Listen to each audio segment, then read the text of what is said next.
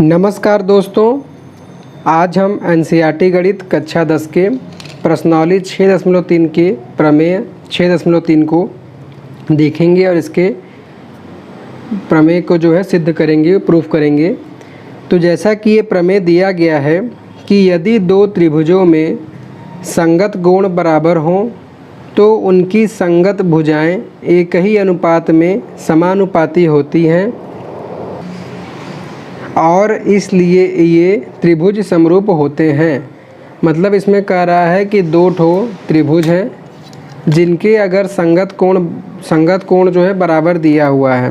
ठीक है, पहले इसका हम चित्र, दो त्रिभुज की बात की जा रही है तो हम इसमें दो त्रिभुज बना लेते हैं।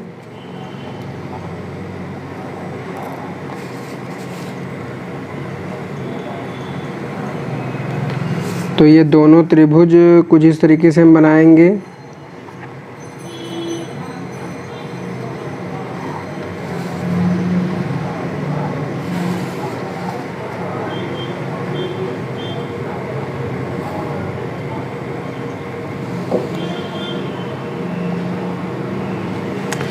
तो ये दोनों त्रिभुज हो गए।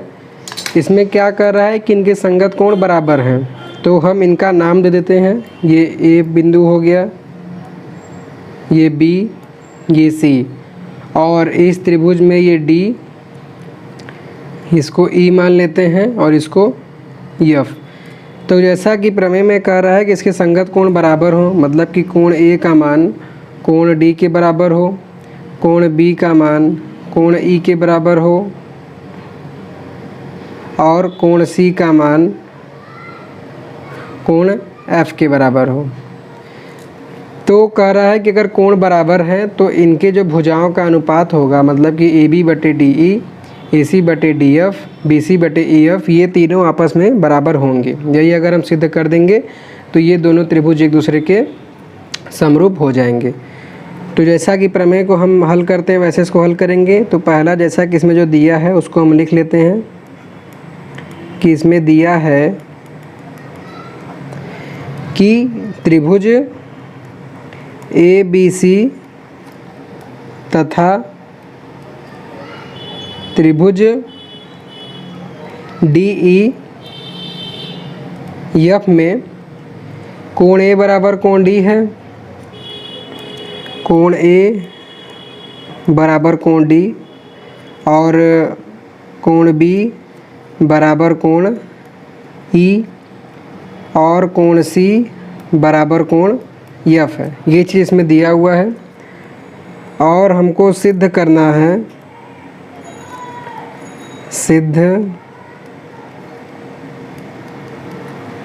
है, कि ए बी बटे डी ई, ए बी बटे डी ई बराबर है ए सी बटे डी एफ बराबर है बी सी बटे ई एफ के। और अगर हम इसको सिद्ध करके दिखा देते हैं तो हम ये लिख सकते हैं कि त्रिभुज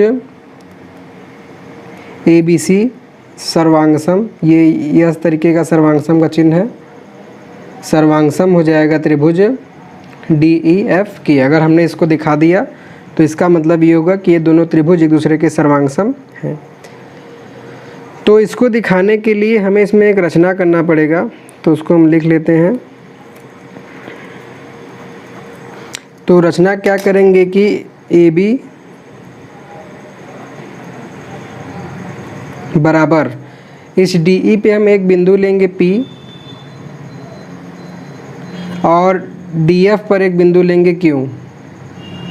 ठीक है, तो क्या करेंगे, ए बी बराबर डी पी तथा ए सी बराबर डी क्यू लिया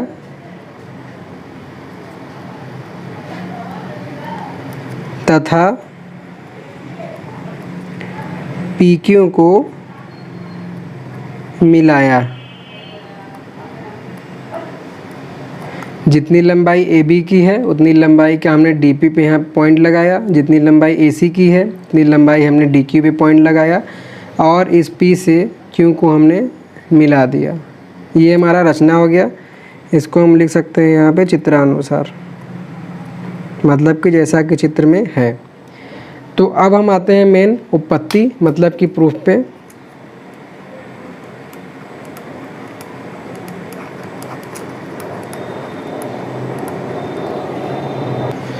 तो जैसा कि इसमें प्रूफ करने के लिए हमें इसमें कोई बहुत ही मजबूत चीज़ नहीं मिल रहा है जो कि क्वेश्चन में दिया गया हो जिससे हम इसमें दिखा दें।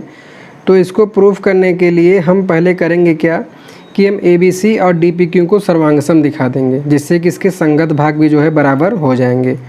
तो हम वही करते हैं, त्रिभुज ABC तथा त्रिभुज DPQ में। तो ABC और DPQ में जैसा कि इसमें दिया हुआ है, पहला चीज़ सर्वांग करने के लिए 3 चीज़ चाहिए कि AB जो है बराबर है DP के, AB बराबर DP, जो कि हमने किससे, रचना से लिया हुआ है।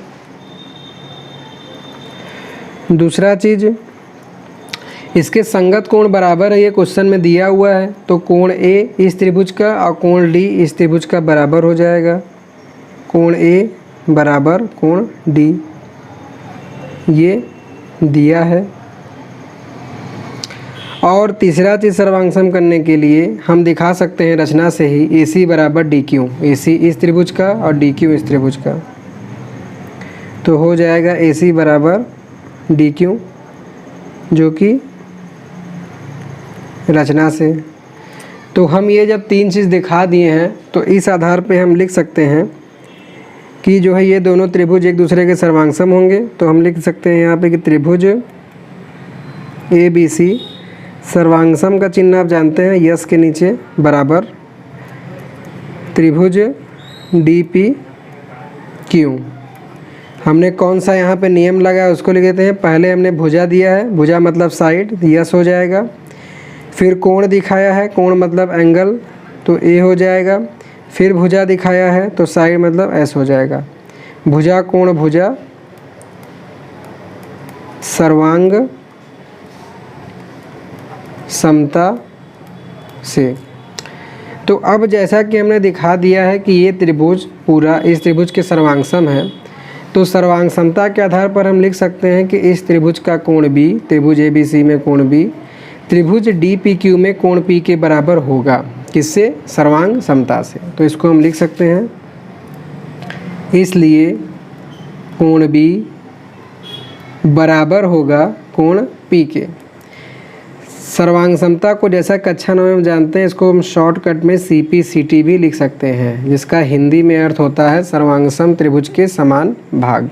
ठीक है, आपने कक्षा 9 में त्रिभुज चैप्टर में पढ़ा होगा, और नहीं पढ़ा तो आप देख लीजिएगा इस वाली वीडियो को, उसमें आप देख जाएंगे। या फिर यह समझ लीजिए कि इसको CPCT कहते हैं, सर्वांग सम त्रिभुज के संगत भाग। ठीक है, तो सर्वांग सम त्रिभुज के संगत भाग से कोण B बराबर तो कोण P हो गया।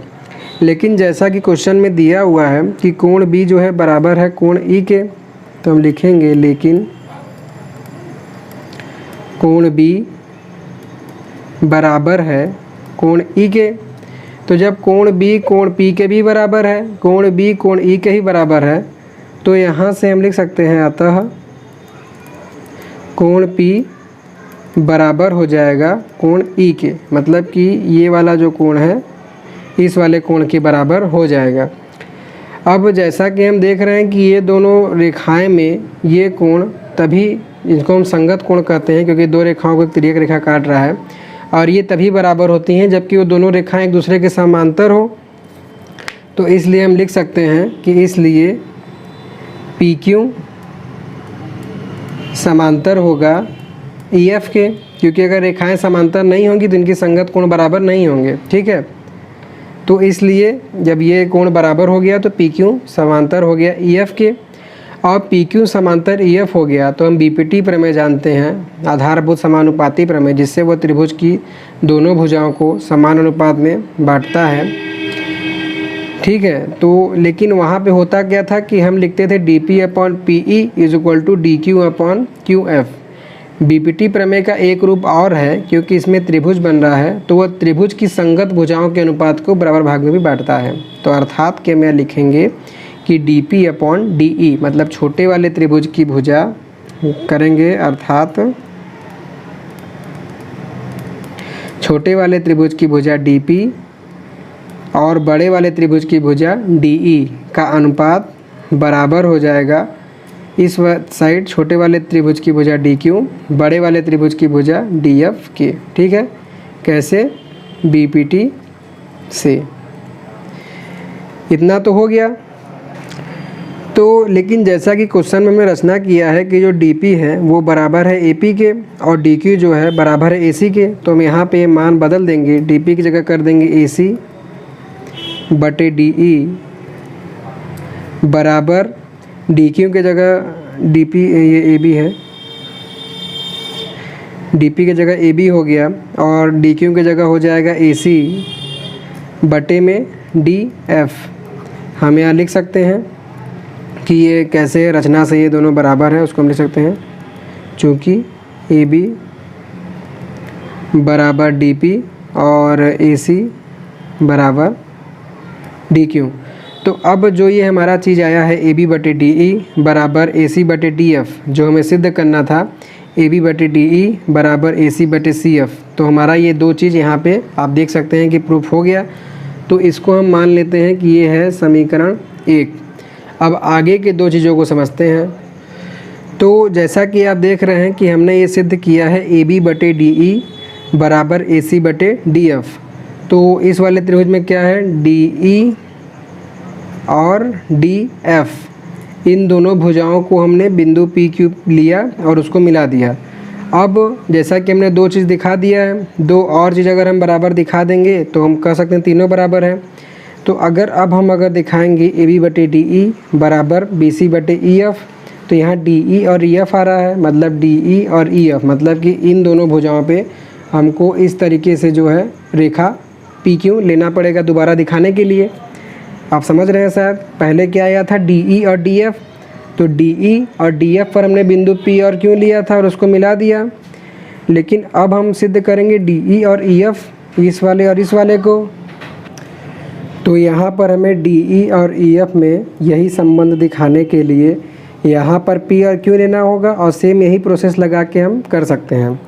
लेकिन दोस्तों गणित में जब एक ही चीज़ को दोबारा करेंगे यही चीज़ आएगा, तो हमें दोबारा करने के दिखाना नहीं पड़ेगा। यहाँ पे हमने समीकरण 1 लिख दिया है। अब आगे हम क्या करेंगे, लिखेंगे कि इसी प्रकार पहला समीकरण में क्या सिद्ध किया था, AB बटे DE बराबर AB बटे DE बराबर AC बटे DF, इसको हमने पहला मान लिया। और हम लिख सकते हैं कि इसी प्रकार हम सिद्ध कर सकते हैं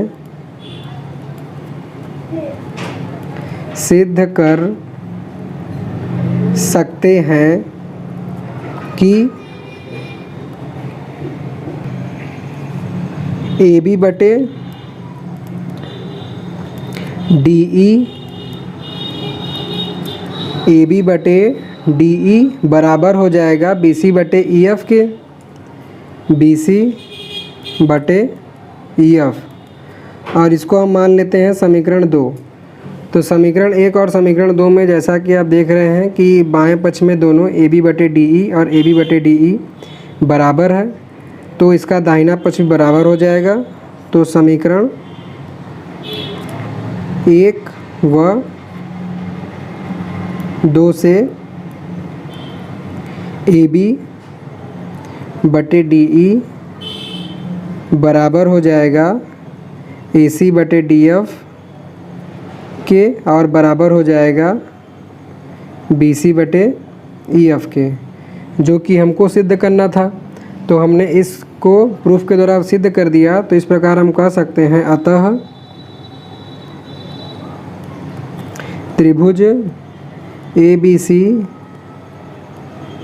सर्वांगसम होगा त्रिभुज DEF के। जैसा कि प्रूफ में करना था, तो हम ये लिख सकते हैं कि इट्स प्रूव्ड।